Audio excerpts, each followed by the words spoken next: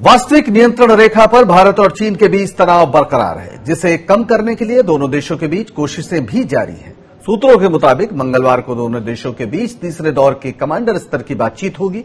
सोमवार सुबह 10:30 बजे लद्दाख के चुशूल में दोनों देशों के सैन्य अधिकारी मिलेंगे। इससे पहले 2 दौर की बातचीत चीन की तरफ मोल्डो में हुई थी, लेकिन वार्ता बेनतीजा रही।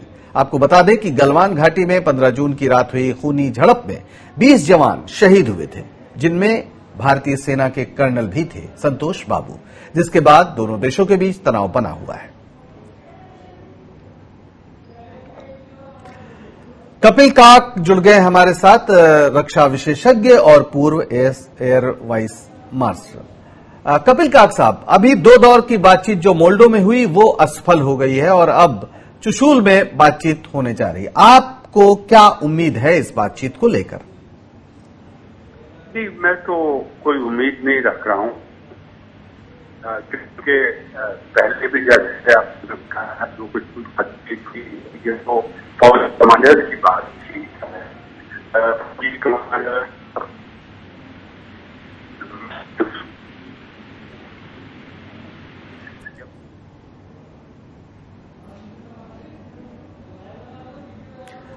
कपिल काक साहब से हमारा संपर्क टूट गया है। हम कोशिश कर रहे हैं। बहरहाल टॉप कमांडर्स की बैठक होगी, चुशूल में इस बार होगी। इसके पहले 2 बार चीन की तरफ मोल्डो में बातचीत हुई और दोनों देशों की कोशिश हो रही है कि सीमा का जो तनाव है वो भड़के नहीं और उसको ही सुलझाने की कोशिश हो रही है। लेकिन एक हकीकत ये भी है कि भारतीय सीमा में जो चीनी सैनिक घुस आए हैं वो एक बड़ा प्रश्न बना हुआ है, जो सरकार के लिए भी परेशानी का सबब है। जी कपिल काक जी, आप कुछ कह रहे थे, जो बात कट गई हमारी। जी बात कट गई। देखिए, इस पे तो नतीजा का रास्ता जब तक राजनीतिक स्तर पे नहीं निकाला जाए, अभी तो मुझे नहीं लग रहा है कि ये वही बेनतीजा रहेगा, ये टॉक्स भी ऐसे रहेंगे, क्योंकि पहले तो चीन की अपनी असेसमेंट करनी है अपने देश में, अपनी नेतृत्व में, कि ये क्यों किया है,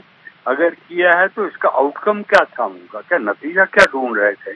तो अगर वो नतीजा मिला तो फिर डिसएंगेज क्यों करेंगे, क्योंकि उसकी जो इंटरनेशनल प्रेस्टीज है वो नीचे जाएगी।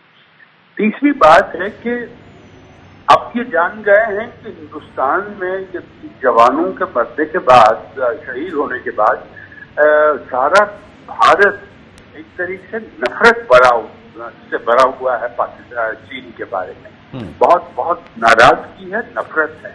तो चौथी बात है कि अब देखिए कि जहां भी वो करते आ रहे हैं गतिविधियां, फौजी गतिविधियां, वो साउथ चाइना सी में हो या भारत में हो, अब सारा विश्व, खासकर एशिया, उसके खिलाफ बहुत जरूरी तरह से हुआ है। हाल ही में आपने सुना होगा कि वियतनाम में पहली बार आसियान, पूरे आसियान 10 देशों का एक ऑर्गेनाइजेशन है जिन्होंने निंदा की है चीन की उनकी गतिविधियों का, जहां साउथ चाइना सी में है। पहली बार पिछले 15-20 साल में हुआ।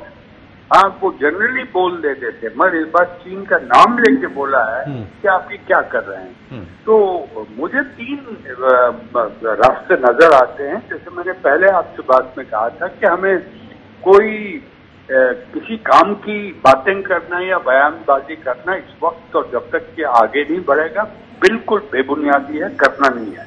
दूसरी, हमारी सैनिकी फौजी कार्रवाई वो बरकरार रहे, प्रिपेयर्डनेस बढ़ाई जाए और चीन के साथ फौजी बातचीत और राजनीतिक बातचीत, नेशनल सिक्योरिटी एडवाइस का भी सुना नहीं है, क्या उनसे भी बात हो रही है? अपने इक्विवेलेंट नेशनल सिक्योरिटी एडवाइजर जो वहां की हैं, जो काउंसलर हैं, तो वैसे ही जहां सेटल कैसे होगी बाउंड्री, सुनने में आजकल रिपोर्ट्स आए हैं कि वो सेटल करना चाहते हैं, मगर अपनी टर्म्स पे।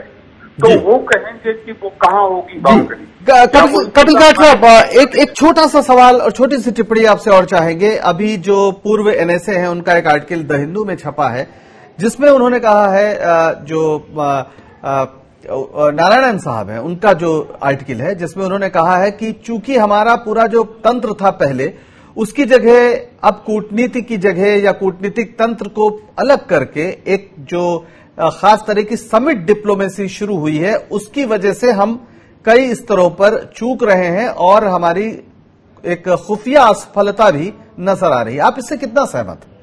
मैं बिल्कुल सहमत हूं, क्योंकि ये देखिए ना, मुश्किल सबसे ज्यादा हुई है पिछले 6 सालों से, जब से ये नई सरकार आई है। तो एक पर्सनलाइज्ड डिप्लोमेसी है। अगर डिप्लोमेसी, अगर कूटनीति होती है तो वो सिर्फ प्रधानमंत्री के लेवल पे हो। जो इंस्टीट्यूशंस हैं, जो विदेश मंत्रालय है, नेशनल सिक्योरिटी एजेंसीज हैं, खुफिया जानकारी की एजेंसीज हैं, वो भी अपने दूसरे इक्विवेलेंट के साथ बातचीत कर रहे हैं। तो जब आप एक तरीके से समिट पे बैठे हैं, उसके बाद आगे ऊपर कहाँ जाएंगे? अब आसमान ही है उसके बाद ना, आसमान में बात थोड़ी होती है। तो ये मुश्किल हमारी रही है विदेशी नीतियों में। मेरे ख्याल में सरकार को भी सोचना है कि चीन के साथ रिश्ते बिगड़ ना जाएं, ज्यादा तनाव ना हो, युद्ध की तरह रास्ते में जाना ना पड़े, तो हम क्या क्या करना चाहते हैं, करना चाहिए। तो वो उनको एक असेसमेंट यहाँ करनी है और वही असेसमेंट चीन में भी है। तो ये आखिरी में ये भी कहना चाहता हूँ, चीन में भी सब कुछ ठीक नहीं है। जो शी जिनपिंग है, उनके मतलब अंदरूनी आंतरिक क्षेत्र में बहुत ही उनके सामने डोमेस्टिक एक तरह की चुनौतियां हैं।